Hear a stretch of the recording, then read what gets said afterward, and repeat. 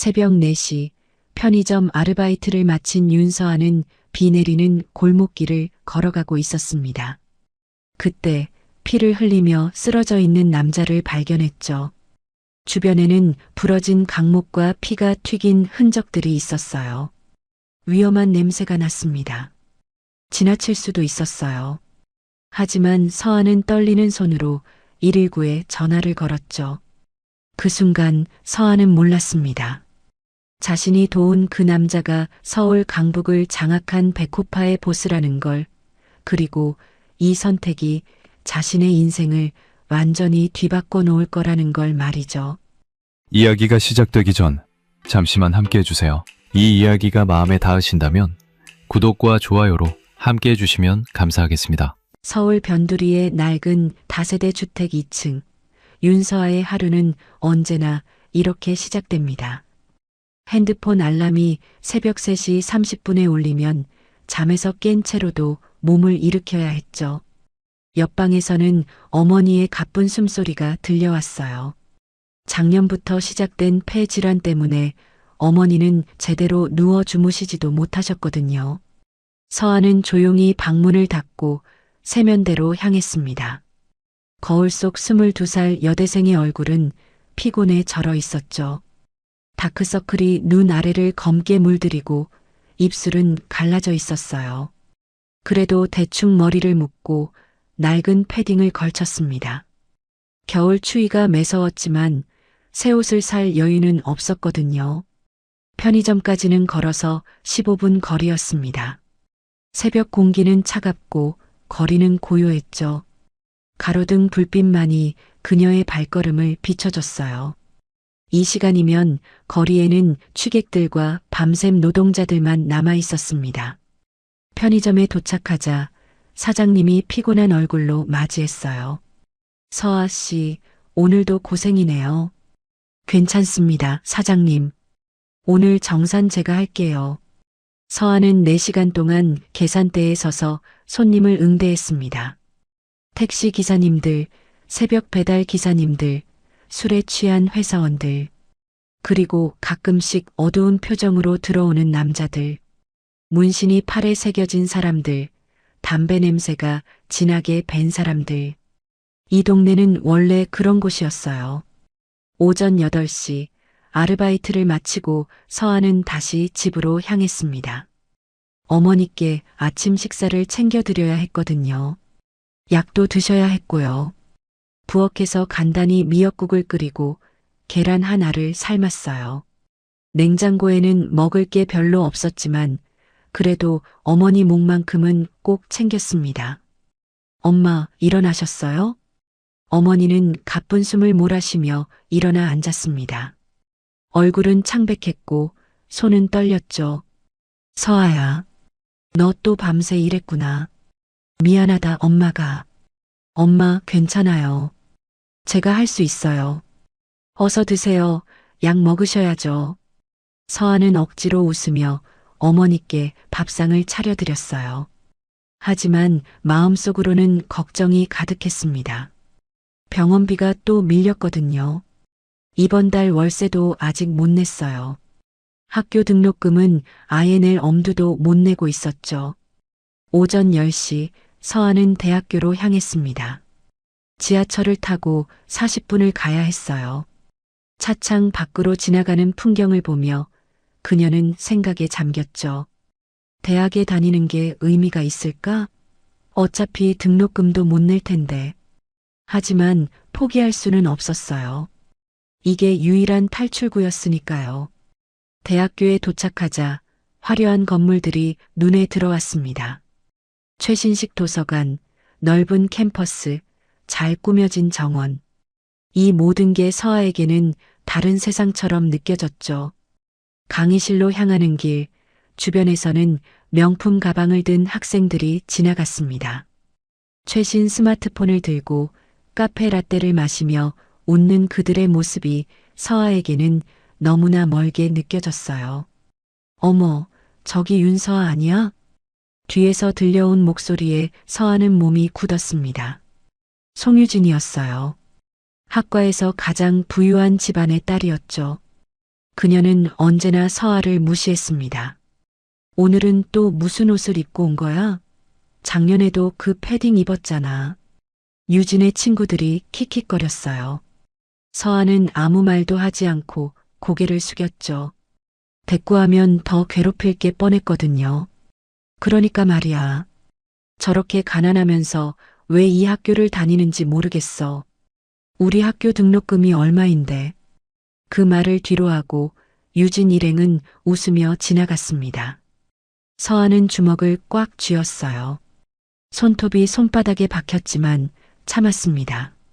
참는 것 외에는 방법이 없었거든요. 강의실에 들어가 자리에 앉았습니다. 교수님의 강의가 시작됐지만 집중이 되지 않았어요. 머릿속에는 온통 걱정뿐이었죠. 병원비, 월세, 등록금. 계산해봐도 답이 나오지 않는 숫자들이었습니다. 점심시간이 되자 서아는 학생 식당으로 향했습니다. 제일 저렴한 메뉴를 골랐죠. 3,500원짜리 덮밥이었어요. 그것조차도 부담스러웠지만 먹어야 했습니다. 오후 수업을 듣고 저녁에는 또 카페 아르바이트가 기다리고 있었거든요. 오후 5시 서아는 학교 근처 카페로 출근했습니다. 이곳에서는 저녁 5시부터 밤 10시까지 일했어요. 주말에는 아침부터 저녁까지 일했죠. 주인 아주머니는 좋은 분이었습니다. 서아의 사정을 알고 최대한 많은 시간을 배정해 주셨거든요. 서아야, 오늘도 화이팅이다. 네, 사장님. 열심히 할게요.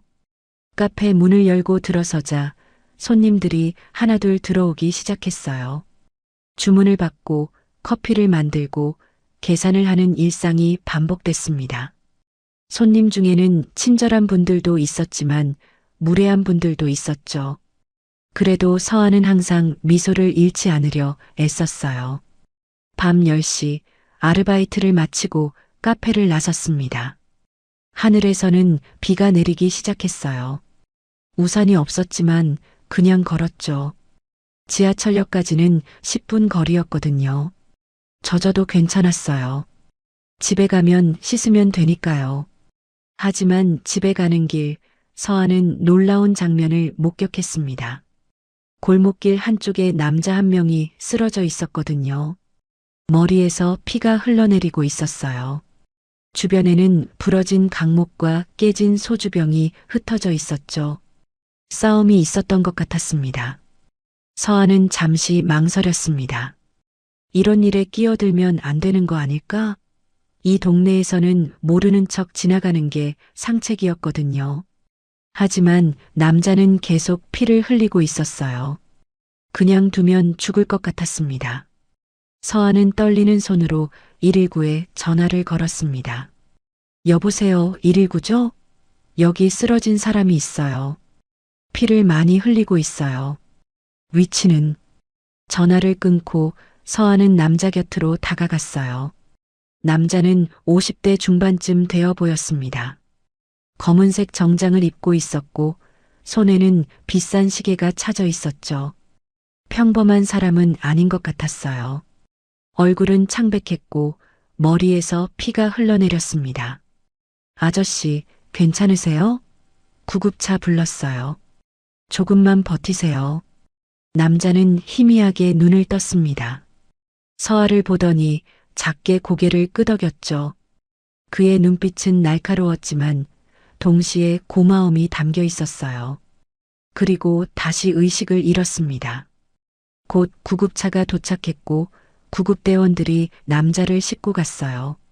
서아는 혹시 몰라 자신의 연락처를 남기고 집으로 향했습니다. 온몸이 비에 젖어 있었지만 마음 한편으로는 뿌듯했어요. 적어도 한 사람은 도왔구나 하는 생각이 들었거든요. 집에 도착하니 자정이 넘어 있었습니다. 어머니는 이미 주무시고 계셨어요. 서아는 조용히 씻고 침대에 누웠죠. 내일도 새벽에 일어나야 했지만 쉽게 잠들지 못했습니다. 오늘 있었던 일들이 머릿속을 맴돌았거든요. 특히 그 남자의 날카로운 눈빛이 계속 떠올랐어요. 혹시 위험한 사람은 아니었을까? 하는 불안감도 들었지만 이미 지나간 일이었습니다. 곧 피곤에 지쳐 잠이 들었어요. 다음 날 아침 서아는 평소처럼 새벽 3시 30분에 일어났습니다. 어젯밤의 일은 이미 까마득했죠. 오늘도 살아내야 할 하루가 시작된 거니까요. 편의점 아르바이트를 마치고 어머니께 아침을 차려드린 뒤 다시 학교로 향했어요. 그런데 이상한 일이 벌어졌습니다. 학교 정문 앞에 검은색 고급 세단 차량들이 줄지어 서 있었거든요. 정확히 20대였어요. 모두 같은 차종이었고 번호판도 일련 번호처럼 이어져 있었죠. 차 옆에는 검은 정장을 입은 남자들이 줄지어 서 있었습니다. 선글라스를 낀 그들의 모습은 마치 영화 속 장면 같았어요. 주변 학생들이 웅성거렸습니다. 뭐야, 저건? 영화 찍나? 저 차들 봐, 전부 외제차잖아. 한 대에 억 단위야. 조폭 아니야? 무섭다. 누가 온 거래? 서아도 놀랐지만 자신과는 상관없는 일이라 생각하고 그냥 지나치려 했어요. 그런데 갑자기 차 문들이 일제히 열리더니 남자들이 일렬로 도열했습니다. 그리고 가운데 차에서 한 남자가 내렸죠. 50대 중반의 남자였습니다. 이마에는 하얀 붕대가 감겨 있었어요. 서아는 그 남자를 보는 순간 깜짝 놀랐습니다. 어젯밤 골목길에서 쓰러져 있던 바로 그 남자였거든요. 남자는 주변을 둘러보다가 서아를 발견했습니다. 그리고 곧장 서아 쪽으로 걸어왔어요. 주변 학생들이 술렁거렸죠. 저기 윤서아한테 가는 거 아니야? 진짜? 저 애가 저 사람들 알아? 서아는 당황해서 그 자리에 서 있을 수밖에 없었습니다. 남자가 서아 앞에 섰어요. 그리고 갑자기 깊이 고개를 숙였습니다. 학생, 어제는 정말 고마웠습니다. 주변이 조용해졌습니다. 검은 정장을 입은 남자들도 일제히 고개를 숙였어요. 20명이 넘는 사람들이 동시에 허리를 굽히는 모습은 압도적이었죠. 아, 아니에요. 일어나세요. 괜찮으신 거 맞으시죠? 덕분에 살았습니다. 학생이 아니었다면 나는 지금 여기 없었을 겁니다. 남자의 목소리는 부드러웠지만 힘이 담겨 있었어요. 서아는 어쩔 줄 몰라 했죠. 정말 괜찮으시면 됐어요. 저는 당연한 일을 했을 뿐이에요. 그럼 저 수업이 있어서. 잠깐만요. 남자가 서아를 멈춰 세웠습니다. 그리고 주머니에서 명함 한 장을 꺼냈어요. 제 소개를 안 했네요. 저는 백도진이라고 합니다. 혹시 필요한 일이 생기면 언제든 연락 주세요. 제가 할 수 있는 일이라면 뭐든지 도와드리겠습니다. 서아는 얼떨결에 명함을 받았습니다. 명함은 심플했어요. 이름과 전화번호만 적혀 있었죠. 감사합니다만. 전 괜찮아요. 아니, 받아두세요. 언젠가 필요할 때가 있을 겁니다. 백도진은 다시 한번 고개를 숙이고 차로 돌아갔습니다. 20대의 차량이 일제히 출발했어요. 그 광경을 지켜본 학생들은 한동안 말을 잇지 못했죠. 서아는 손에 쥔 명함을 바라봤습니다. 백도진이라는 이름이 낯설지 않았어요. 어디선가 들어본 것 같았거든요. 하지만 정확히 기억나지 않았죠. 강의실로 들어가자 학생들이 서아를 쳐다보며 수군거렸습니다. 제가 백도진을 알아? 백도진이 누군데? 모르겠어? 강북 백호파 보스잖아. 이 동네에서 모르는 사람이 없는데. 진짜? 그럼 조폭이잖아. 윤서아가 조폭이랑 무슨 관계야? 서아는 그제야 깨달았습니다. 자신이 도운 그 남자가 조폭 보스였다는 걸요. 가슴이 철렁 내려앉았어요. 조폭이라니. 위험한 사람들이었죠. 수업이 끝나고 송유진이 다가왔습니다. 그녀의 얼굴에는 질투와 호기심이 뒤섞여 있었어요. 윤서아, 너 백도진이랑 어떻게 아는 거야? 몰라요. 그냥 우연히. 거짓말하지 마. 백도진이 직접 학교까지 온 거잖아. 너 혹시 조폭이랑 연결된 거 아니야? 아니에요. 저는 아무 관계도 없어요. 서아는 단호하게 말했지만 유진은 믿지 않는 표정이었어요. 조심해. 너 같은 애가 조폭이랑 엮이면 끝장이야. 유진은 비웃으며 지나갔습니다. 서아는 한숨을 쉬었어요.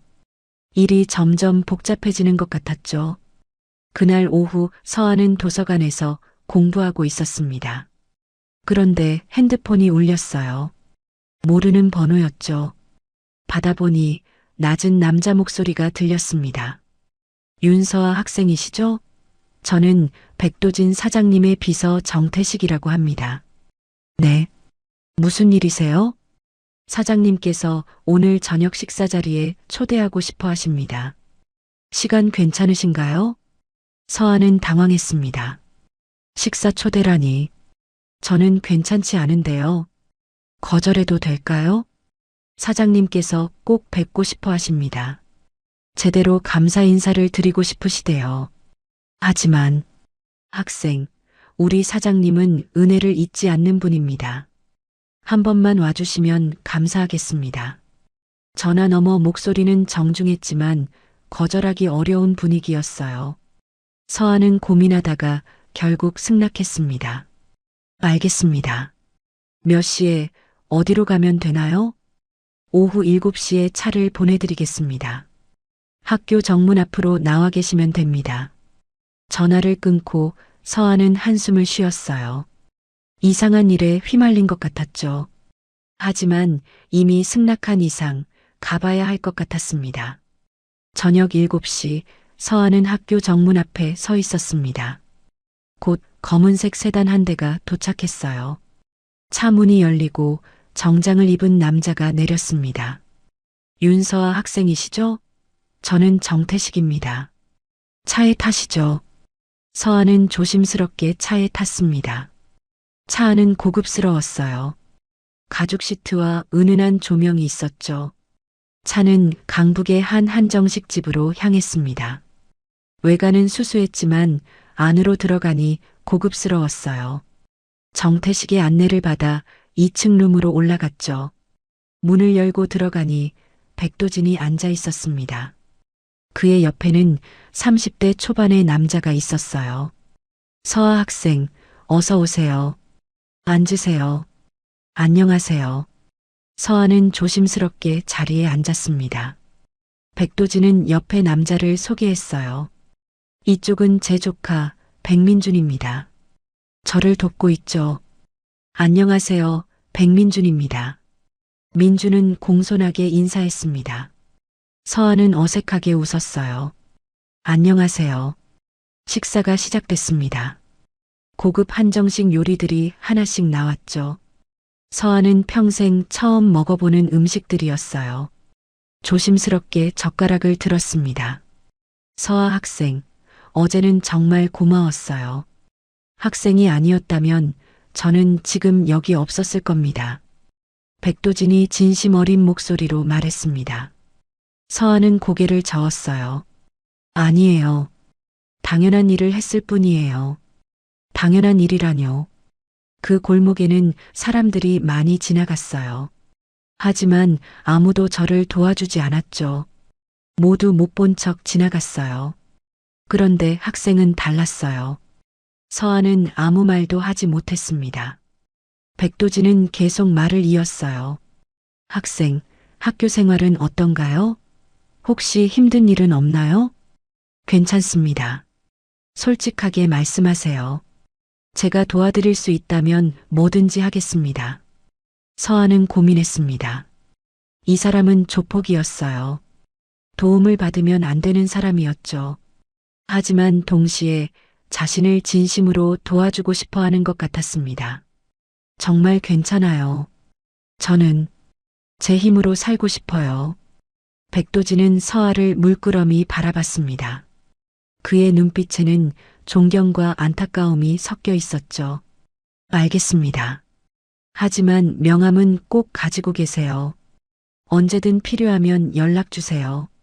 식사가 끝나고 백도진은 서아에게 봉투 하나를 건넸습니다. 이건 작은 감사의 표시입니다. 받아주세요.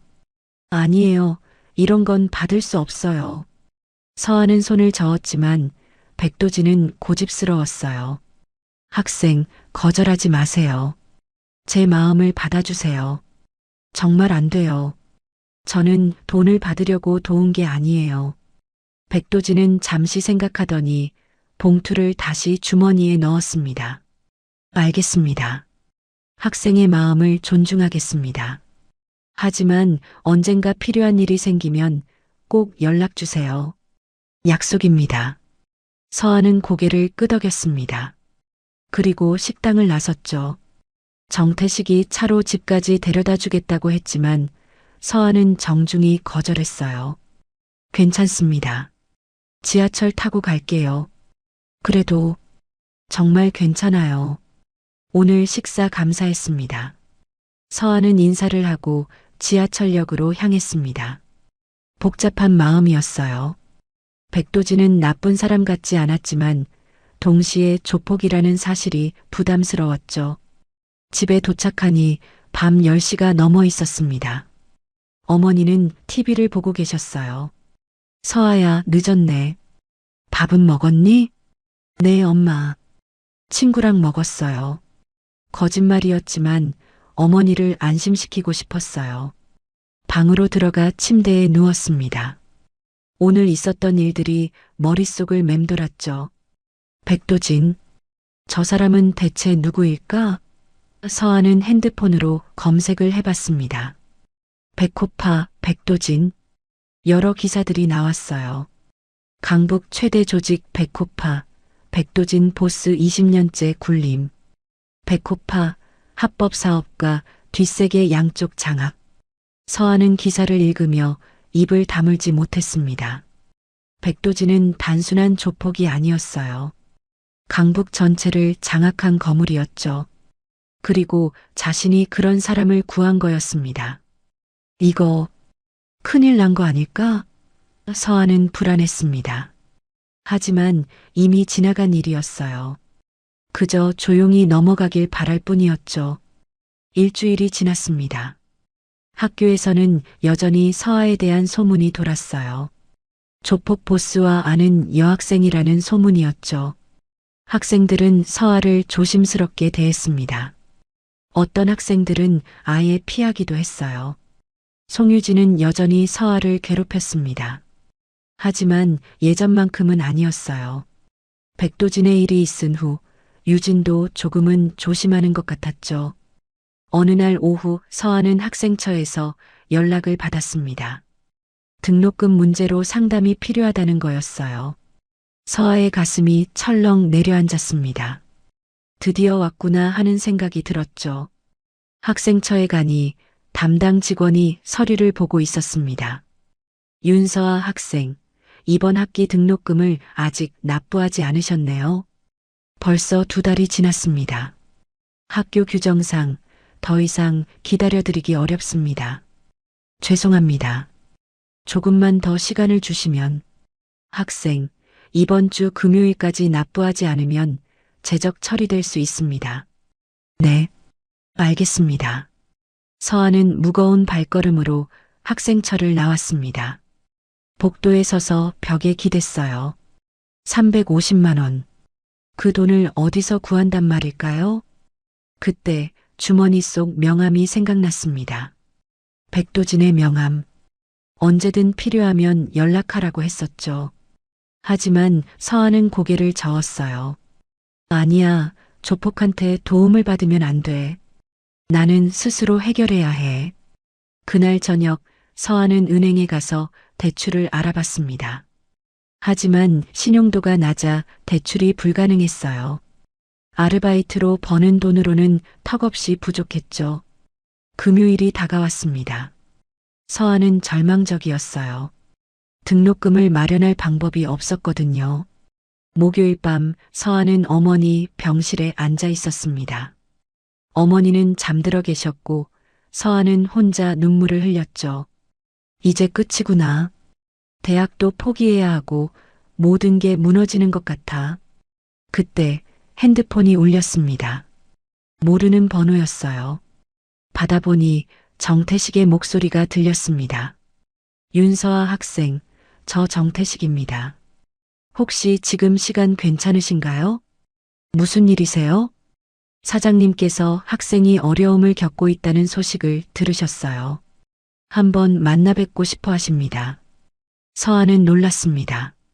어떻게 알았을까요? 저는 괜찮은데요. 학생, 사장님께서 기다리고 계십니다. 지금 병원 앞으로 차를 보내도 될까요? 서아는 잠시 고민했습니다. 하지만 결국 승낙했어요. 선택의 여지가 없었거든요. 알겠습니다. 30분 후 검은색 세단이 병원 앞에 도착했습니다. 서아는 차에 탔어요. 차는 백호파 사무실로 향했습니다. 건물 외관은 평범한 오피스텔이었어요. 하지만 안으로 들어가니 분위기가 달랐습니다. 정장을 입은 남자들이 복도를 오가고 있었고 곳곳에서 긴장감이 느껴졌죠. 5층에 있는 백도진의 사무실로 안내됐습니다. 문을 열고 들어가니 백도진이 책상 앞에 앉아 있었어요. 서아 학생, 어서 오세요. 앉으세요. 안녕하세요. 서아는 조심스럽게 자리에 앉았습니다.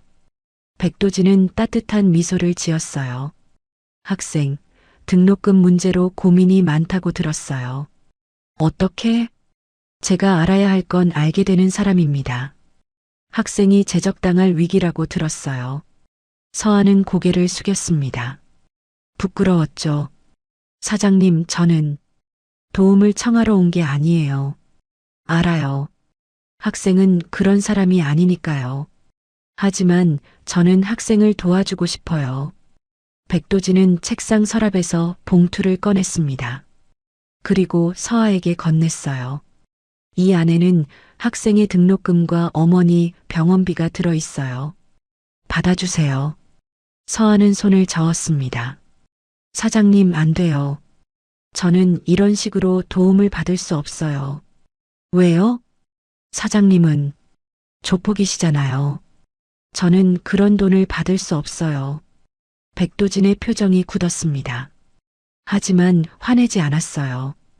오히려 쓸쓸하게 웃었죠. 맞아요. 저는 조폭입니다. 세상 사람들이 손가락질하는 사람이죠. 하지만 학생, 제 돈이 더러운 돈은 아니에요. 하지만 학생, 들어보세요. 저는 20년 전 학생처럼 아무것도 없는 사람이었어요. 가난했고 배고팠고 세상으로부터 버림받았죠. 그때 저를 구해준 사람이 있었어요. 백도진은 잠시 멈췄습니다. 그의 눈빛에는 과거의 기억이 서려 있었어요. 그분은 제게 밥을 사주고 일자리를 주고 사람 대접을 해줬어요. 그래서 저는 다짐했죠. 언젠가 제가 힘을 가지게 되면 저처럼 어려운 사람들을 도와주겠다고요. 서아는 백도진을 바라봤습니다. 그의 말에는 진심이 담겨 있었어요. 사장님, 학생, 저는 조폭입니다. 하지만 저도 사람이에요. 은혜를 갚을 줄 알고 약한 사람을 돕고 싶은 마음이 있죠. 학생이 저를 구해줬어요. 그 은혜를 갚고 싶을 뿐이에요. 서아는 눈물이 날 것 같았습니다. 하지만 참았어요. 사장님, 저는 이 돈을 받으면 나중에 빚이 되는 거 아닌가요? 백도진은 고개를 저었습니다. 아니에요. 이건 빚이 아니에요. 그냥 선물이에요. 학생은 아무 부담 가질 필요 없어요. 하지만 학생, 세상에는 조건 없이 주는 선물도 있어요. 저는 학생에게 아무것도 바라지 않아요. 그저 학생이 학교를 계속 다니고 어머니를 돌볼 수 있기를 바랄 뿐이에요. 서아는 봉투를 바라봤습니다. 그 안에는 자신의 미래가 들어 있었어요. 대학 학위, 어머니의 건강, 모든 것. 사장님, 제가 나중에 이 은혜를 어떻게 갚아야 할까요? 갚을 필요 없어요. 다만 학생이 나중에 성공하면 다른 어려운 사람을 도와주세요. 그게 제가 바라는 유일한 거예요. 서아는 떨리는 손으로 봉투를 받았습니다. 무게가 느껴졌어요. 그리고 따뜻했죠. 사장님, 정말 감사합니다. 평생 잊지 않겠습니다. 학생, 고마워할 필요 없어요. 저야말로 학생에게 목숨을 비쳤는걸요. 서아는 백도진에게 깊이 고개를 숙였습니다. 그리고 사무실을 나섰어요. 밖으로 나오니 밤 공기가 차가웠습니다. 하지만 서아의 마음은 따뜻했어요. 봉투를 가슴에 안고 하늘을 올려다봤죠. 별이 반짝이고 있었습니다. 다음 날 서아는 학교에 가서 등록금을 납부했습니다. 그리고 병원에 가서 어머니 병원비도 냈어요. 모든 게 해결됐습니다. 하지만 마음 한편으로는 불안감도 있었어요. 조폭에게 도움을 받았다는 사실이 부담스러웠거든요. 이게 정말 괜찮은 걸까? 하는 생각이 들었죠. 일주일이 지났습니다. 서아는 학교를 계속 다닐 수 있었고 어머니도 안정적으로 치료를 받고 계셨어요. 모든 게 좋아지는 것 같았죠. 하지만 문제가 생겼습니다. 학교에서 서아에 대한 소문이 더 크게 퍼진 거예요. 조폭 보스한테 돈을 받은 여학생이라는 소문이었죠. 송유진은 이 기회를 놓치지 않았습니다. 그녀는 친구들과 함께 서아를 집요하게 괴롭히기 시작했어요. 윤서아, 너 조폭한테 돈 받았다며? 그게 자랑스러워? 저는 그냥 도움을 받았을 뿐이에요. 도움? 웃기네. 조폭이 공짜로 돈을 줄 리가 없잖아. 분명 나중에 뭔가 시킬 거야. 유진의 말에 서아는 불안해졌습니다. 혹시 정말 그럴까요? 며칠 후 더 큰 문제가 생겼습니다.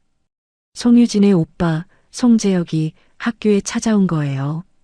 재혁은 30대 중반의 남자로 한강개발이라는 건설회사의 이사였습니다. 재혁은 서아를 따로 불러냈어요. 학교 뒤편 주차장으로 데려갔죠. 윤서아 씨, 우리 유진이가 당신 때문에 스트레스를 많이 받고 있어요. 제가 뭘 잘못했는데요? 당신이 조폭이랑 연결됐다는 소문 때문에 우리 유진이가 학교에서 괴롭힘을 당하고 있어요. 서아는 어이가 없었습니다. 오히려 유진이 자신을 괴롭혔는데 반대로 말하고 있었거든요. 그건 사실이 아니에요. 오히려 조용히 해요. 내가 말할 때는 듣기만 해. 재혁의 목소리는 차가웠습니다. 그는 서아를 위아래로 훑어봤어요. 당신 같은 거지가 조폭이랑 연결됐다는 게 웃기지 않아요? 분명 뭔가 더러운 짓을 한 거겠죠. 뭐라고요? 서아는 화가 났습니다. 하지만 재혁은 비웃기만 했어요. 당신 학교 그만두는 게 좋을 거예요. 아니면 내가 당신을 학교에서 쫓아낼 거예요. 무슨 권리로 그러세요? 권리? 당신은 모르나 보네. 이 학교 이사진 중에 우리 아버지가 계세요. 내가 한마디만 하면 당신은 바로 제적이에요. 서아는 주먹을 꽉 쥐었습니다. 하지만 어쩔 수 없었어요. 송재혁의 말이 사실일 수도 있었거든요. 생각해보고 답 주세요. 일주일 드릴게요. 재혁은 그렇게 말하고 차를 타고 떠났습니다. 서아는 그 자리에 멍하니 서 있었어요. 그날 밤 서아는 잠을 이룰 수 없었습니다. 송재혁의 협박이 머릿속을 맴돌았거든요. 정말 학교를 그만둬야 하나? 내가 뭘 잘못한 거지? 며칠이 지났습니다. 송유진과 재혁의 괴롭힘은 계속됐어요. 유진은 학교에서 서아를 고립시켰고 재혁은 계속 전화로 협박했죠. 일주일이 지난 금요일 재혁은 다시 서아를 불러냈습니다. 생각은 해봤어요? 저는 학교를 그만둘 수 없어요. 그럼 어쩔 수 없네요. 다음 주부터 당신은 이 학교에 없을 거예요. 재혁은 비웃으며 떠나려 했습니다. 그때 주차장 입구에서 검은색 세단 여러 대가 들어왔어요. 차들이 일렬로 서더니 남자들이 내렸습니다. 백도진이었습니다. 그의 뒤로 백민준과 정태식, 그리고 여러 조직원들이 따라왔어요. 재혁은 당황했습니다. 누구세요? 백도진은 재혁을 향해 걸어왔습니다. 그의 눈빛은 차갑고 날카로웠어요. 송재혁 씨 맞죠? 네, 그런데요. 제 사람을 건드리면 안 됩니다. 뭐라고요? 당신 사람? 백도진은 서아를 바라봤습니다. 그리고 다시 재혁을 봤어요. 윤서아 학생은 제가 지키는 사람입니다. 누구도 건드릴 수 없어요. 재혁은 얼굴이 창백해졌습니다. 백도진이 누군지 알고 있었거든요. 백도진 사장님. 죄송합니다. 몰랐습니다. 몰랐다고요? 그럼 이제 알았으니 조심하세요. 다시 한번 윤서아 학생을 괴롭히면 그때는 제가 가만히 있지 않겠습니다. 백도진의 목소리는 낮았지만 강력했어요. 재혁은 고개를 숙였죠. 알겠습니다. 다시는 그런 일 없을 겁니다. 재혁은 급히 차에 타고 떠났습니다. 백도진은 서아에게 다가왔어요. 학생, 괜찮아요? 사장님, 어떻게? 제가 학생을 지켜보고 있었어요. 학생이 괴롭힘을 당한다는 소식을 들었죠. 서아는 눈물이 났습니다. 하지만 동시에 불안했어요. 사장님, 이러시면 안 돼요. 저 때문에 문제가 생길 수 있어요. 문제? 학생, 저는 학생을 지키는 게 제 일이라고 생각해요. 학생이 저를 구해줬잖아요. 백민준이 다가왔습니다. 서아 씨, 앞으로는 걱정하지 마세요. 우리가 지켜드릴게요. 서아는 복잡한 감정에 휩싸였습니다. 고마우면서도 부담스러웠어요. 조폭의 보호를 받는다는 게 과연 좋은 일일까요? 사장님, 감사합니다. 하지만 저는 제 힘으로 해결하고 싶어요. 백도진은 미소를 지었습니다. 알아요, 학생의 마음. 하지만 세상에는 혼자 해결할 수 없는 일도 있어요. 그럴 때는 도움을 받아도 괜찮아요. 서아는 고개를 끄덕였습니다. 백도진은 다시 한번 말했어요. 학생, 언제든 힘들면 연락하세요. 제가 있어요. 그렇게 말하고 백도진과 조직원들은 차를 타고 떠났습니다. 서아는 그 자리에 혼자 남았어요. 주차장에 서서 서아는 생각했습니다. 나는 지금 뭘 하고 있는 걸까? 조폭의 보호를 받는 게 옳은 일일까? 하지만 동시에 백도진의 따뜻한 눈빛이 떠올랐습니다. 그는 단순한 조폭이 아니었어요. 은혜를 아는 사람이었고 약한 사람을 돕고 싶어 하는 사람이었죠.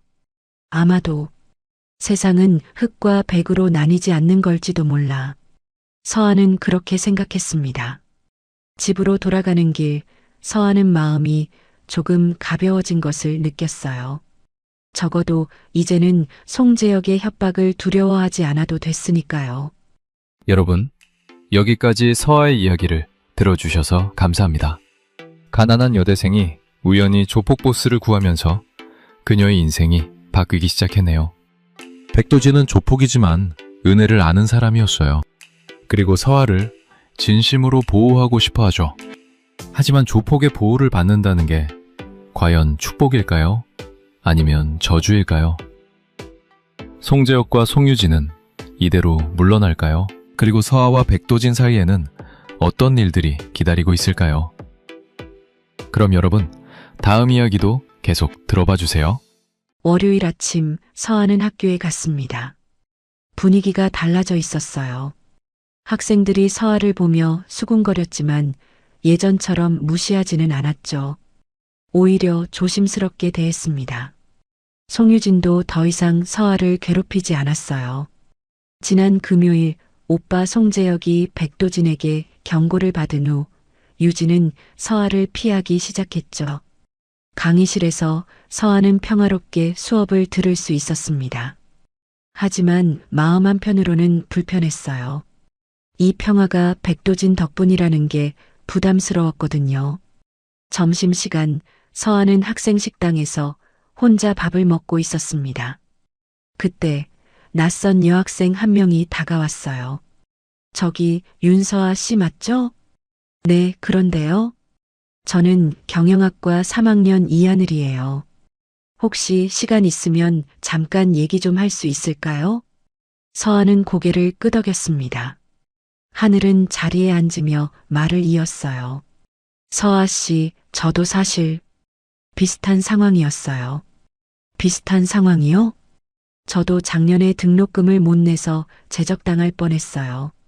그때 백도진 사장님이 도와주셨죠. 서아는 놀랐습니다. 백도진이 자신만 도운 게 아니었던 거예요. 사장님이 다른 학생들도 도우시나요? 네, 저뿐만 아니라 여러 학생들을 도우셨어요.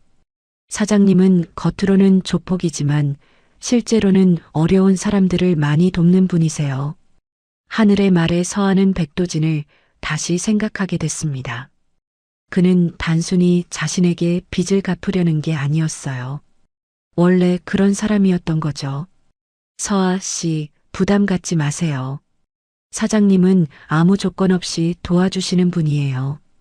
저도 처음에는 불안했지만 이제는 감사하게 생각해요. 고마워요, 하늘 씨. 덕분에 마음이 좀 편해졌어요. 그날 오후 서아는 도서관에서 공부하고 있었습니다. 그런데 핸드폰이 울렸어요. 백민준이었습니다. 서아 씨, 저 백민준입니다. 혹시 지금 시간 괜찮으신가요? 네, 무슨 일이세요? 삼촌께서 서아 씨를 만나고 싶어 하세요. 중요한 얘기가 있으시대요. 지금이요? 네, 가능하시면 지금 뵐 수 있을까요? 서아는 잠시 고민하다가 승낙했습니다. 알겠습니다. 어디로 가면 되나요? 제가 학교 앞으로 차를 보내드릴게요. 30분 후 서아는 백호파 사무실에 도착했습니다. 익숙한 건물이었어요. 5층 백도진의 사무실로 올라갔죠. 문을 열고 들어가니 백도진이 창밖을 바라보고 있었습니다. 그는 서아를 보더니 미소를 지었어요. 서아 학생, 어서 오세요. 앉으세요. 안녕하세요, 사장님. 서아는 자리에 앉았습니다. 백도진도 책상 맞은편에 앉으며 말을 이었어요. 학생, 학교 생활은 좀 나아졌나요? 네, 덕분에 편해졌어요. 감사합니다. 다행이네요. 송재혁 그 친구가 다시 괴롭히지는 않죠? 네, 안 그러더라고요. 백도진은 고개를 끄덕였습니다. 그리고 잠시 망설이더니 입을 열었어요. 학생, 오늘 부른 이유가 있어요. 학생에게 할 얘기가 있어서요. 무슨 얘기세요? 백도진은 책상 서랍에서 오래된 사진 한 장을 꺼냈습니다. 그리고 서아에게 건넸어요. 사진 속에는 젊은 백도진과 한 남자가 함께 찍혀 있었죠. 이 사람 아시나요? 서아는 사진을 자세히 봤습니다. 그리고 깜짝 놀랐어요. 사진 속 남자는 자신의 아버지였거든요. 아버지. 이게 우리 아버지예요. 맞아요. 윤재혁 씨, 학생 아버지분이에요. 서아는 믿을 수 없다는 표정으로 백도진을 바라봤습니다. 사장님이 우리 아버지를 아세요? 네, 알았죠. 아니, 정확히는 재혁 씨가 제 생명의 은인이에요. 백도진은 과거를 회상하며 말을 이었습니다. 25년 전 저는 거리의 건달이었어요. 싸움질하고 돈 뜯고 그렇게 살았죠. 어느 날 큰 싸움에 휘말렸어요. 상대편이 칼을 들고 저를 죽이려 했죠. 그때 재혁 씨가 저를 구해줬어요. 아버지가요? 네, 재혁 씨는 그냥 지나가던 회사원이었어요. 하지만 위험한 상황에서도 저를 구하려고 뛰어들었죠. 덕분에 저는 살았지만 재혁 씨는 그 일로 큰 부상을 입었어요. 서아는 눈물이 날 것 같았습니다. 아버지에 대한 새로운 이야기를 듣는 게 너무 감격스러웠거든요. 그 후로 재혁 씨는 저를 돌봐줬어요. 병원비도 내주고 제대로 된 직업을 가질 수 있도록 도와주셨죠. 하지만 저는 결국 이 길을 선택했어요. 백도진의 목소리는 떨렸습니다. 재혁 씨는 실망하셨어요. 도진아, 너는 더 나은 사람이 될 수 있어라고 말씀하셨죠. 하지만 저는 이미 너무 깊이 들어온 상태였어요. 사장님, 재혁 씨가 돌아가셨다는 소식을 들었을 때 저는 정말 슬펐어요. 장례식에도 못 갔죠. 제가 가면 재혁 씨 가족에게 피해가 될까 봐요. 백도진은 사진을 물끄러미 바라봤습니다. 그런데 25년 후 재혁 씨 딸이 저를 구해준 거예요. 이게 운명이 아니면 뭐겠어요? 서아는 눈물을 흘렸습니다. 모든 게 이해됐어요. 백도진이 왜 자신을 이렇게까지 도와주는지. 사장님, 저는 몰랐어요. 아버지가 그런 일을. 학생은 몰라도 돼요. 다만 학생이 재혁 씨를 많이 닮았다는 걸 알아주세요. 어려운 사람을 도울 줄 아는 선한 마음. 그게 바로 재혁 씨의 모습이었어요. 백도진은 자리에서 일어나 창밖을 바라봤습니다. 학생, 저는 조폭입니다. 세상 사람들이 손가락질하는 존재죠. 하지만 저도 은혜를 갚을 줄 아는 사람이에요. 재혁 씨가 저를 구해줬듯이 이제는 제가 학생을 지켜주고 싶어요. 서아는 자리에서 일어나 백도진에게 다가갔습니다. 사장님, 감사합니다. 아버지 대신 감사드려요. 백도진은 서아를 보며 미소를 지었습니다. 학생, 앞으로 힘든 일이 있으면 언제든 말하세요. 제가 있어요. 네, 사장님. 그날 저녁 서아는 집으로 돌아와 어머니께 모든 이야기를 했습니다. 백도진이 아버지의 은인이었다는 것, 그리고 자신을 도와주는 이유까지요. 어머니는 눈물을 흘리며 말씀하셨어요. 서아 아빠, 착한 사람이었어. 누구든 도와주려고 했지. 그런 아빠가 자랑스러워. 엄마, 저도 아빠처럼 살고 싶어요. 우리 서아, 이미 아빠를 닮았어. 착한 마음씨. 그게 제일 중요한 거야. 서아는 어머니를 꽉 안았습니다. 이제는 모든 게 이해됐어요. 백도진과의 인연, 그리고 자신이 가야 할 길까지. 한 달이 지났습니다. 서아의 학교 생활은 안정됐어요. 송유진은 더 이상 서아를 괴롭히지 않았고 다른 학생들도 서아를 존중했죠. 하지만 새로운 문제가 생겼습니다. 송재혁이 다시 움직이기 시작한 거예요. 이번에는 더 교묘한 방법으로요. 어느 날 서아는 학교 게시판에 붙은 공고를 봤습니다. 윤서아 학생, 장학금 부정 수령 의혹으로 조사 대상. 서아는 깜짝 놀랐어요. 장학금 부정 수령? 자신은 장학금을 받은 적이 없는데요. 학생처로 달려가니 담당 직원이 심각한 표정으로 말했습니다. 윤서아 학생, 외부에서 제보가 들어왔어요. 학생이 부정한 방법으로 장학금을 받았다는 내용이에요. 그게 무슨 말씀이세요? 저는 장학금을 받은 적이 없어요. 그게 학생 명의로 지난 학기 장학금이 지급됐다고 나와 있어요. 500만 원이요. 서아는 어이가 없었습니다. 누군가 자신의 명의를 도용한 거였어요. 이건 누명이에요. 저는 정말 모르는 일이에요. 학생, 일단 조사가 진행될 거예요. 결과가 나올 때까지 기다려주세요. 서아는 학생처를 나와 복도에 주저앉았습니다. 이게 무슨 일일까요? 누가 자신을 해치려는 걸까요? 그때 복도 저편에서 송재혁이 걸어오는 게 보였습니다. 그는 비웃는 표정을 짓고 있었어요. 윤서아 씨 어때요? 조폭 보스가 지켜준다고 해서 안심했나요? 이게 당신 짓이에요? 증거가 있어요? 아, 세상은 힘이 있는 사람이 이기는 거예요. 당신 같은 거지는 아무리 발버둥 쳐도 소용없어요. 재혁은 그렇게 말하고 유유히 떠났습니다. 서아는 분노와 억울함에 몸이 떨렸어요. 집으로 돌아가는 길, 서아는 백도진에게 전화를 걸었습니다. 사장님, 저예요. 서아예요. 학생, 무슨 일이에요? 목소리가 떨리네요. 서아는 오늘 있었던 일을 설명했습니다. 백도진은 조용히 듣더니 말했어요. 학생, 걱정하지 마세요. 제가 알아보겠습니다. 사장님, 하지만 이번에는 증거가 있는 것 같아요. 누군가 제 명의를 도용했어요. 그래도 괜찮아요. 진실은 밝혀질 거예요. 학생은 집에 가서 쉬세요. 제가 처리할게요. 전화를 끊고 백도진은 백민준을 불렀습니다. 민준아, 송재혁 그 친구 조사 좀 해봐. 윤서와 학생을 모함한 증거를 찾아야 해. 알겠습니다, 삼촌.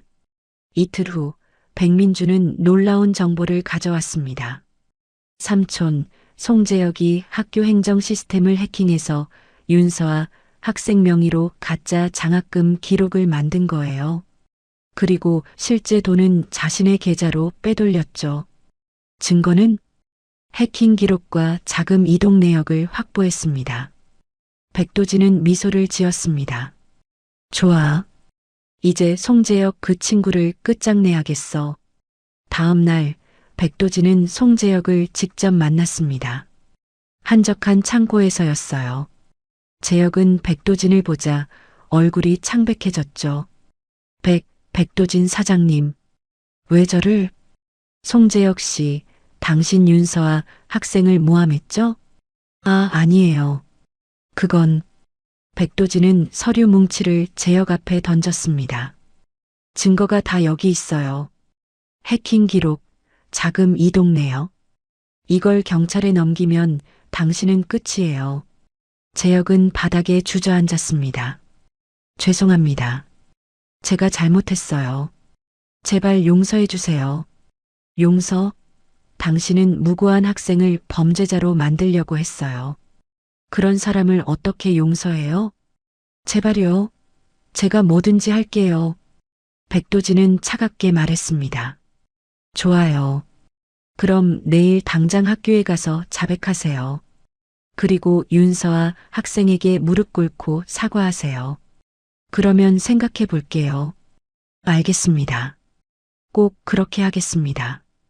다음 날 송재혁은 학교 학생처에 나타났습니다. 그리고 모든 걸 자백했어요.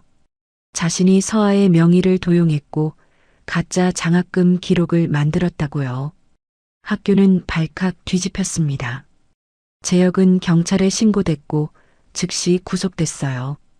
송유진도 오빠의 범죄에 충격을 받고 자퇴했죠. 서아는 결백이 증명됐습니다. 학생처에서는 공식 사과문을 발표했어요. 윤서와 학생에 대한 의혹은 모두 무고였음을 밝힙니다. 학생에게 진심으로 사과드립니다. 그날 오후 서아는 백도진을 만났습니다. 사장님, 정말 감사합니다. 사장님이 아니었다면 학생, 당연한 일을 했을 뿐이에요. 학생은 아무 잘못이 없었어요. 하지만 송재혁은 구속됐잖아요. 그건 그 친구가 자초한 일이에요. 범죄를 저질렀으니 대가를 치러야죠. 서아는 복잡한 감정이 들었습니다. 송재혁이 벌을 받은 건 당연했지만 동시에 자신 때문에 한 사람의 인생이 망가진 것 같았거든요. 학생, 죄책감 갖지 마세요. 학생은 피해자예요. 가해자가 벌을 받는 건 정의로운 일이에요. 백도진의 말에 서아는 조금 마음이 편해졌습니다. 사장님, 제가 사장님께 빚을 너무 많이 지는 것 같아요. 빚이라뇨? 학생, 이건 제가 학생 아버지께 갚는 빚이에요.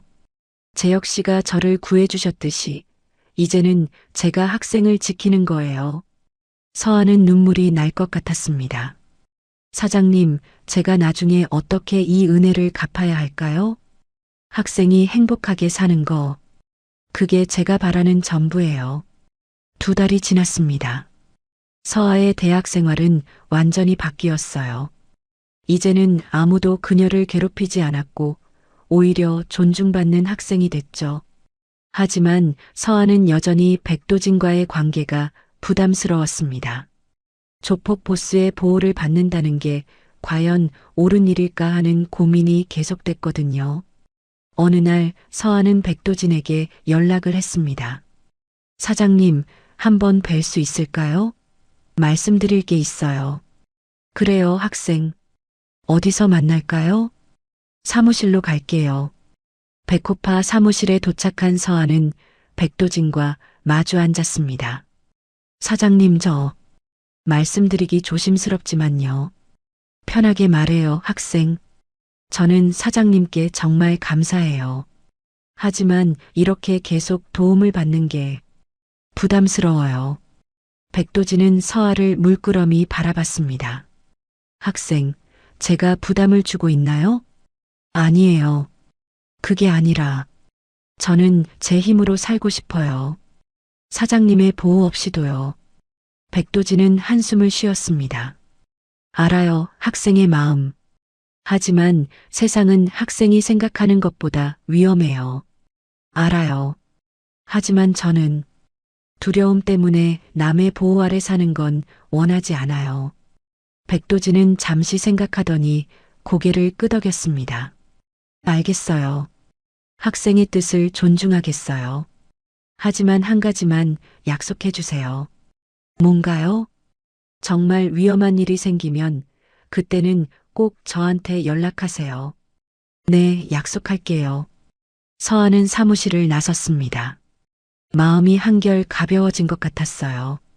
이제는 자신의 길을 걸어갈 수 있을 것 같았죠. 하지만 운명은 다시 한번 서아를 시험했습니다. 일주일 후 서아는 어머니가 갑자기 쓰러졌다는 연락을 받았어요. 급히 병원으로 달려갔죠. 의사 선생님은 심각한 표정으로 말했습니다. 보호자분, 환자분 상태가 좋지 않습니다. 폐 이식 수술이 필요해요. 폐 이식이요? 그게 얼마나 걸리나요? 수술비와 입원비를 포함해서 약 1억 원 정도 필요합니다. 서아는 눈앞이 캄캄해졌습니다. 1억 원. 상상도 할 수 없는 금액이었어요. 언제까지 수술을 해야 하나요? 한 달 안에 수술하지 않으면 위험할 수 있습니다. 서아는 어머니 병실에 앉아 눈물을 흘렸습니다. 어떻게 해야 할까요? 1억 원을 어디서 구한단 말일까요? 그때 백도진의 얼굴이 떠올랐습니다. 하지만 서아는 고개를 저었어요. 아니야, 나는 내 힘으로 해결하겠다고 했잖아. 서아는 은행을 돌아다니며 대출을 알아봤습니다. 하지만 어디서도 1억 원을 빌려주지 않았어요. 친척들에게도 연락했지만 모두 거절했죠. 일주일이 지났습니다. 서아는 지쳐갔어요. 방법이 없었습니다. 어느 날 밤 서아는 병원 복도에 앉아 울고 있었습니다. 그때 누군가 다가왔어요. 백민준이었습니다. 서아 씨, 괜찮으세요? 민준 씨, 어떻게 여기를? 삼촌께서 서아 씨 어머니 소식을 들으셨어요. 제가 문병 왔습니다. 그랬구나. 고마워요. 민준은 서아 옆에 앉았습니다. 서아 씨, 왜 삼촌한테 연락 안 하셨어요? 삼촌이 도와드릴 수 있는데요. 저는 제 힘으로 해결하고 싶었어요. 하지만 어머니 목숨이 달린 문제잖아요. 자존심 때문에 어머니를 잃을 순 없잖아요. 민준의 말에 서아는 눈물을 흘렸습니다. 맞는 말이었어요. 삼촌께 연락하세요. 삼촌은 서아 씨를 진심으로 돕고 싶어 하세요. 서아는 떨리는 손으로 핸드폰을 꺼냈습니다. 그리고 백도진에게 전화를 걸었어요. 사장님, 저예요. 학생, 무슨 일이에요? 사장님, 도와주세요. 제가 혼자서는 안 되겠어요. 백도진의 목소리는 따뜻했습니다. 기다리고 있었어요, 학생. 지금 바로 갈게요. 30분 후 백도진이 병원에 도착했습니다. 그는 서아를 보자마자 안아줬어요. 학생, 혼자 견디느라 힘들었죠? 사장님, 죄송해요. 제가 고집을 부렸어요. 아니에요. 학생은 강한 사람이에요. 하지만 때로는 도움을 받는 것도 용기예요. 백도진은 즉시 병원비를 해결했습니다. 1억 원을 바로 입금했어요. 그리고 최고의 의료진을 섭외했죠. 사장님, 이 돈을 제가 어떻게 갚아야 할까요? 갚을 생각하지 마세요. 이건 제가 학생 아버지께 갚는 빚이에요. 하지만 학생, 세상에는 돈으로 계산할 수 없는 게 있어요. 학생 아버지가 저를 구해줬을 때 돈을 받지 않으셨어요. 그냥 사람을 돕는 게 당연하다고 하셨죠. 저도 마찬가지예요. 서아는 백도진의 손을 꽉 잡았습니다. 사장님, 정말 감사합니다. 평생 이 은혜를 잊지 않겠어요. 학생, 앞으로는 혼자 견디려 하지 마세요. 힘들 때는 저한테 기대도 돼요. 며칠 후 어머니의 수술이 성공적으로 끝났습니다. 의사 선생님은 회복이 잘 되고 있다고 말했어요. 서아는 어머니 병실에서 눈물을 흘렸습니다. 기쁨의 눈물이었죠. 그날 밤 백도진이 병문안을 왔습니다. 어머님, 안녕하세요. 저는 백도진이라고 합니다. 어머니는 백도진을 보며 미소를 지으셨어요. 고마워요, 사장님. 우리 서아를, 그리고 저를 살려주셔서. 아니에요, 어머님. 제가 해야 할 일을 했을 뿐이에요. 어머니는 백도진의 손을 잡으셨습니다. 사장님, 우리 서아 아빠를 아셨다면서요? 네, 재혁 형은 제 은인이셨어요. 우리 서아 아빠, 착한 사람이었어요. 사장님도 착한 사람이시네요. 백도진은 미소를 지었습니다. 과찬의 말씀이십니다. 그날 이후 서아는 백도진을 다시 보게 됐습니다. 그는 단순한 조폭이 아니었어요. 은혜를 아는 사람이었고 약한 사람을 돕는 사람이었죠. 석 달이 지났습니다. 어머니는 완전히 회복하셨어요. 이제는 건강하게 웃으실 수 있었죠. 서아는 대학 졸업을 앞두고 있었습니다. 취업 준비를 하면서 미래를 생각했어요. 어떤 삶을 살 것인가? 어느 날 백도진이 서아를 불렀습니다. 학생, 졸업 후 계획이 있나요? 아직 확실하지 않아요. 취업을 해야 할 것 같은데. 혹시 우리 쪽에서 일할 생각 없어요? 서아는 놀랐습니다. 사장님 쪽이요? 하지만 저는 조폭일은. 백도진은 웃으며 손을 저었어요. 아니에요, 학생. 조폭일이 아니라 제가 운영하는 합법 사업체예요. 백호물산이라고 무역회사죠. 백호물산이요? 네, 저도 이제 나이가 들어서 합법 사업 쪽으로 전환하고 있어요. 학생 같은 인재가 필요해요. 서아는 고민했습니다. 백도진의 회사에서 일한다는 게 과연 좋은 선택일까요? 사장님, 시간을 좀 주세요. 생각해보고 답변 드릴게요. 좋아요. 천천히 생각하세요. 일주일 후 서아는 결정을 내렸습니다. 백호물산에서 일하기로 한 거예요. 백도진은 자신에게 너무 많은 도움을 줬고 이제는 그 은혜에 보답하고 싶었거든요. 입사 첫날 서아는 긴장했습니다. 하지만 직원들은 모두 친절했어요. 백민준도 함께 일하고 있었죠. 서아 씨 환영해요. 같이 열심히 일해봅시다. 네, 민준 씨. 잘 부탁드려요. 서아는 무역 업무를 배우기 시작했습니다. 처음에는 어려웠지만 점점 익숙해졌어요. 백도진은 서아를 잘 챙겨줬고 직원들도 도와줬죠. 몇 달이 지나자 서아는 회사의 핵심 인재가 됐습니다. 거래처와의 협상도 잘했고 프로젝트도 성공적으로 마쳤어요. 어느 날 백도진이 서아를 사무실로 불렀습니다.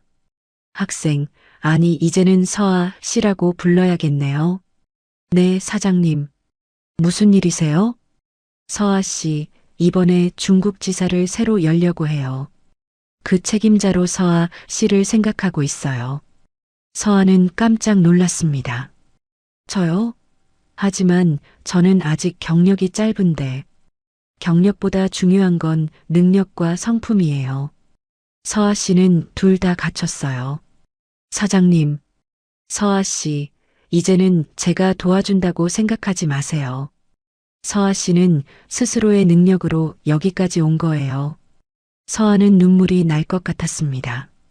백도진의 말이 너무 감동적이었거든요. 감사합니다, 사장님. 최선을 다하겠습니다. 믿어요, 서아 씨. 그로부터 1년이 지났습니다. 서아는 중국 지사를 성공적으로 운영했어요. 백호물산은 더욱 성장했고 서아는 회사의 중요한 인물이 됐죠. 어느 봄날 서아는 백도진과 함께 아버지 산소를 찾았습니다. 오랜만에 오는 곳이었어요. 묘 앞에서 서아는 조용히 말했습니다. 아버지, 저 잘 살고 있어요. 아버지가 가르쳐 주신 대로 선하게 살고 있어요. 그리고 아버지의 은인분을 만났어요. 백도진 사장님이세요. 백도진도 묘 앞에 꽃을 놓고 절을 했습니다. 재혁 형, 형의 딸이 훌륭하게 자랐어요. 형이 자랑스러워 하실 거예요. 두 사람은 한동안 묘 앞에 앉아 있었습니다. 따뜻한 봄바람이 불어왔어요. 사장님, 제가 여쭤봐도 될까요? 뭐든지 물어보세요, 서아 씨. 사장님은 왜 조폭이 되신 거예요? 백도진은 잠시 생각하더니 대답했습니다. 어렸을 때 저는 선택의 여지가 없었어요. 가난했고 갈 곳이 없었죠. 조폭이 되는 게 유일한 생존 방법이었어요. 후회하시나요? 때로는요. 하지만 이 길을 걷지 않았다면 지금의 제가 없었을 거예요. 그리고 서아 씨도 못 만났겠죠. 사장님, 서아 씨, 사람은 과거를 바꿀 수 없어요. 하지만 미래는 바꿀 수 있죠. 저는 이제 합법적인 사업가가 되려고 해요. 그게 제 미래예요. 서아는 미소를 지었습니다. 사장님, 저도 도와드릴게요. 같이 좋은 회사를 만들어요. 고마워요, 서아 씨. 산소에서 내려오는 길, 서아는 백도진에게 물었습니다.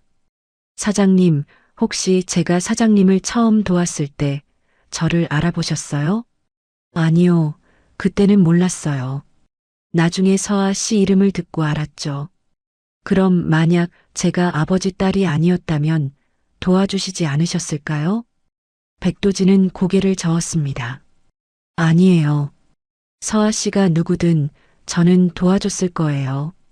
왜냐하면 서아 씨는 저를 구해줬으니까요.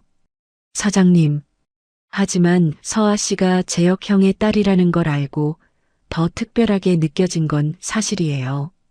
운명 같았죠. 두 사람은 함께 차에 올랐습니다. 서울로 돌아가는 길, 서아는 창밖을 바라봤어요. 봄꽃이 만발해 있었습니다. 아버지, 저 이제 행복해요. 좋은 사람들을 만났고 제 길을 찾았어요. 지켜봐 주세요. 그로부터 몇 년이 지났습니다. 서아는 백호물산의 이사가 됐어요. 백도진은 완전히 합법 사업가로 전환했고 백호파는 해체됐죠. 어느 날 서아는 가난한 여대생 한 명을 만났습니다. 그 학생은 등록금을 내지 못해 고민하고 있었어요. 서아는 그 학생을 보며 과거의 자신을 떠올렸습니다. 학생, 제가 도와드릴게요. 정말요? 하지만 저는 조건 없어요. 그냥 나중에 학생도 어려운 사람을 도와주세요. 그게 제가 바라는 전부예요. 서아는 그 학생에게 장학금을 줬습니다. 그리고 미소를 지었죠. 이게 백도진 사장님이 저한테 바랐던 거구나. 선한 영향력이 계속 이어지는 것. 그날 저녁 서아는 백도진과 저녁 식사를 했습니다. 사장님, 오늘 가난한 여대생을 도와줬어요. 그래요? 잘했네요, 서아 씨. 사장님 덕분에 배웠어요. 은혜를 갚는 방법을요. 백도진은 따뜻하게 웃었습니다. 서아 씨, 이제는 제가 서아 씨한테 배우고 있어요. 진정한 선함이 뭔지요. 사장님, 서아 씨 고마워요. 서아 씨 덕분에 저도 더 나은 사람이 됐어요. 두 사람은 함께 웃었습니다. 창밖으로는 서울의 야경이 펼쳐져 있었어요. 서아의 인생은 우연한 선택으로 시작됐습니다. 쓰러진 조폭을 도운 것. 하지만 그 선택은 그녀의 인생을 완전히 바꿔놓았죠. 이제 서아는 더 이상 가난한 여대생이 아니었습니다. 성공한 사업가였고 누군가에게 도움을 주는 사람이었어요. 그리고 무엇보다 행복한 사람이었습니다. 여러분, 오늘 이야기 어떠셨어요? 가난한 여대생 윤서아가 쓰러진 조폭을 도운 것이 계기가 되어 그녀의 인생이 완전히 바뀌었죠. 하지만 이 이야기의 진짜 의미는 단순히 선행의 보답이 아니에요. 서아는 위험할 수도 있는 상황에서 사람을 도울 용기를 냈습니다. 그 선택이 그녀를 지켜줄 강력한 후원자를 만들어줬죠. 백도진은 조폭이었지만 음해를 아는 사람이었어요. 그리고 그는 서아의 아버지에게 빚을 진 사람이기도 했죠. 이 이야기를 통해 우리는 배웁니다. 세상은 겉모습만으로 판단할 수 없다는 것을요. 백도진은 조폭이었지만 그 누구보다 따뜻한 마음을 가진 사람이었어요. 반면 송재혁과 송유진은 부유했지만 타인을 짓밟는 악한 사람들이었죠. 서아는 어려운 상황에서도 자존심을 지키려 했습니다. 하지만 결국 도움을 받아들이는 용기를 냈어요. 그것도 중요한 배움이었죠. 때로는 도움을 받는 것도 용기라는 것. 송재혁은 권력과 돈을 믿고 약한 사람을 괴롭혔지만 결국 자신의 잘못된 선택이 파멸을 가져왔습니다. 반면 서아는 선한 마음을 지켰고 그 결과 새로운 기회를 얻었죠. 이 이야기에서 가장 중요한 건 은혜의 순환입니다. 서아의 아버지가 백도진을 구했고 25년 후 서아가 다시 백도진을 구했어요. 그리고 백도진은 서아를 도왔고 이제 서아는 다른 어려운 사람을 돕고 있죠. 선한 영향력은 이렇게 계속 이어집니다. 여러분도 살아가면서 누군가를 도울 기회가 있을 거예요. 위험해 보일 수도 있고 손해를 볼 것 같을 수도 있죠. 하지만 기억하세요. 그 작은 선택이 누군가의 인생을 그리고 여러분의 인생을 바꿀 수 있다는 것을요. 서아의 이야기가 여러분께 작은 위로와 용기가 되었으면 좋겠습니다. 힘든 시기를 보내고 계신 분들께 희망의 메시지가 되길 바라요. 그리고 우리 모두가 서로를 돕고 선한 영향력을 퍼뜨리는 세상이 되었으면 합니다. 긴 이야기 끝까지 들어주셔서 감사합니다. 구독과 좋아요 부탁드립니다. 다음에도 더 좋은 이야기로 찾아뵙겠습니다. 여러분 모두 행복하세요.